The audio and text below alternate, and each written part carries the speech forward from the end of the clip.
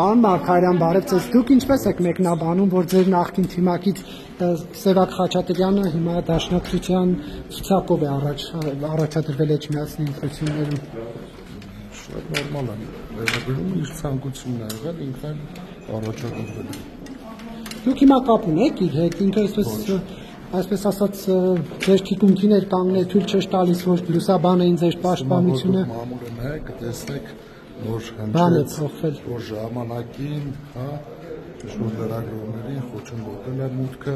ինքը ներողություն նախընտրել եւ հայտարարության հանդես է եկել։ Բայց ինչի՞ չէր ուզում, որ ձեր պաշտպանությունը լուսաբանվի, ձեր գիտական գործունեությունը փորձում էր կոծկել։ Հարցրեք, ինքը այն ժամանակ մեկնաբանել։ Դուք չնեղվեցիք, որ ձեր գիտական գործունեության առաջընթացը փորձում են կոծկել եւ թույլ չտալ, որ լուսաբանել, պարոն Մարգարյան։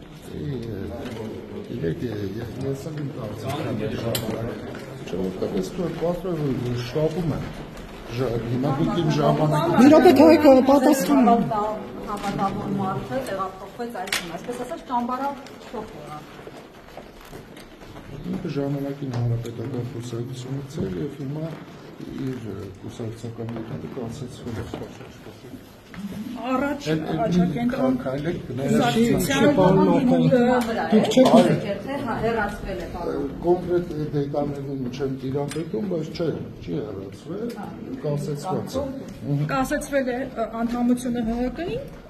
ինչպես է մեկ այլ կուսակցության հիմնադիր անդամ դարձել, եթե կասեցվել է պիտի դարձել այլ հիմնադիր անդամ է թե ոչ։ Այո, առաջ աչակենտրոն կուսակցության հիմնադիր անդամներից է։ Եթե տեղյակ եք, պարոն Մարգարյան, նախկին նախագահ Ռոբերտ Քոչարյանի աջակիցների կողմից ձևավորված քաղաքական ուժը առաջը։ Եվ փաստորեն դաշնակցությունը դաշնակցում է։ Պարոն Մարգարյան, ներողություն, բայց հիմա էլի անդրադառնանք։ Ի վերջո ինչպես էր ստացվել, որ ձեր առանձնատան Հասեն Գոլդեր, բոլորը նայում են կողքը խառը թվերը եւ մեջտեղը ձեր 77.7։ Շատ շնորհակալություն այդ հարցի համար, անընդհատ մամուլում խոսում են եւ շարքում են։ Նայեք, տեսեք, որ թվականին այդ հասցեն եղել եւ ընդհանրապես փողը որոշումը ստորագրել։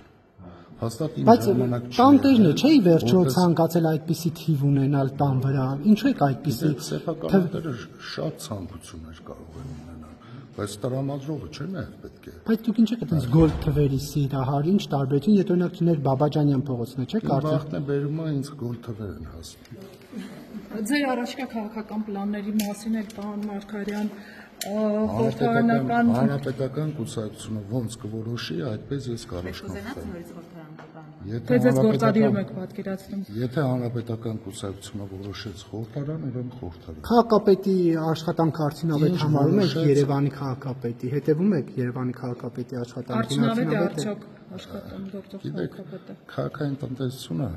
գործող օրգանիզմ է։ Մի օր արդյունավետ կլինի, մի օր անարդյունավետ կլինի, մի օր խնդիրներ կլինեն, մի օր չեն լինի։ Քննադատել Ավինյանին։ 1-ից 5 բալային ծանրակում որքան կգնահատել գնահատականներ չտանք, գնահատականները տալիս են ժողովուրդը։ Ձեր պաշտոնավարման ժամանակ, հիմա ահագին ժամանակ եք ունեցել վերլուծել, հետ դառնալ մտքով։ Ձեր պաշտոնավարման ժամանակ ո՞րն է եղել գլխավոր ամենամեծ սխալը, որի համար զղջում եք։ Գիտեք, աշխատանքի մեջ սխալներ լինում են, այն մեր սխալների համար մեր ներողությունը խնդրել ենք, բայց ելի եմ կրկնում, քաղաքային տնտեսությունը իր ամենօրյա մարտահրավերումն էր եւ ամեն օր խնդիրներ կային, ժողովուրդը սկսում էր ավելի պահանջկոտ լինել եւ քաղաքային իշխանությունը պարտավոր էր այդ պահանջները բավարարել։ Դրա համար մենք շատ մեծ ծրագրեր ենք իրականացրել եւ որոշ ծրագրեր կիսատ են մնացել, հույս ունենանք այս քաղաքային իշխանությունը ավարտին հասցնի։ Եվ պարոն Մարգարյան գործով դատաքննության մասին ինչ հաղորդեք, ինչ փուլում է ձեզ ձեր ապօրինի գույքի բռնական գործընթացը։ Սահմանադրական դատարանի որոշումից հետո դեռ դա չի եղել, ըստ դրա հասկանանք դատախազությունը ինչ է ներկայացնում, նոր կարգ։ Պարոն Մարգարյան, ներողություն, ինչու մարդկանց հետ չեք կիսվում, ինչպես քիչ աշխատավարձով հսկայական կարողություններ ունենալ, թող մարդիկ էլ ձեր փորձը կիսվեք, իրենք էլ այդ հարստությունը, շքեղ առանձնատները գիտեք, որ չեն կիսվում։ Կիսվել եք, հա։ Օրինակ հիմա կասեք ինչպես է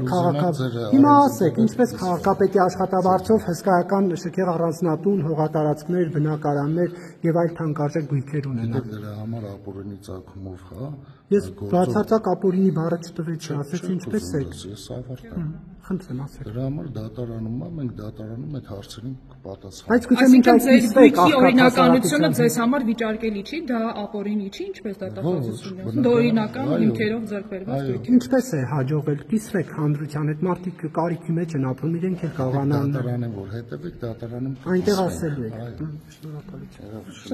Շնորհակալ։